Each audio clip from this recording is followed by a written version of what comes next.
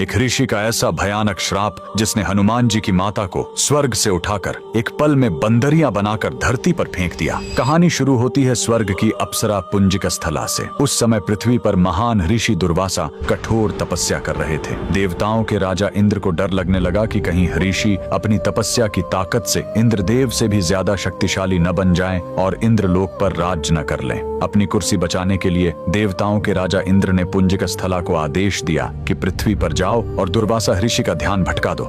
इंद्र के आदेश पर वह ऋषि के आश्रम गई और उनकी तपस्या में बाधा डालने लगी। ऋषि दुर्वासा ने गुस्से में आंखें खोली और उसे श्राप दे दिया। तूने एक चंचल वानर की तरह हरकत की है, जा पृथ्वी पर तेरा चेहरा भी वानर जैसा हो जाएगा। अप्सरा ने रोते हुए ऋषि के पैर पकड़ लिए। तब ऋषि ने दया दिखाई और मुक्ति का उपाय बताया। जिस दिन तुम भगवान शिव के 11वें रुद्र अवतार को जन्म दोगी, तुम वापस अप्सरा बन जाओगी। इसी श्राप के कारण उस अप्सरा ने पृथ्वी पर वानर राज कुंजर के घर बेटी के रूप में जन्म लिया, जिनका नाम अंजना पड़ा। बरी होने पर उनका विवाह महान वानर योद्धा केसरी से हुआ, लेकिन श्राप से मुक्ति पाने के लिए उन्हें एक पुत्र की आवश्यकता थी। इसलिए माता अंजना ने हम्पी के इसी अंजनाद्रि पर्वत पर भगवान शिव की घोर तपस्या की। सालों की तपस्या से शिव जी प्रसन्न हुए और वायुदेव के माध्यम से अंजना के गर्भ में दिव्य शक्ति स्थापित की। और तब इसी पहाड़ी पर जन्म हुआ बजरंग बली का। हनुमान जी के जन्म लेते ही माता अंजना का श्राप टूट गया।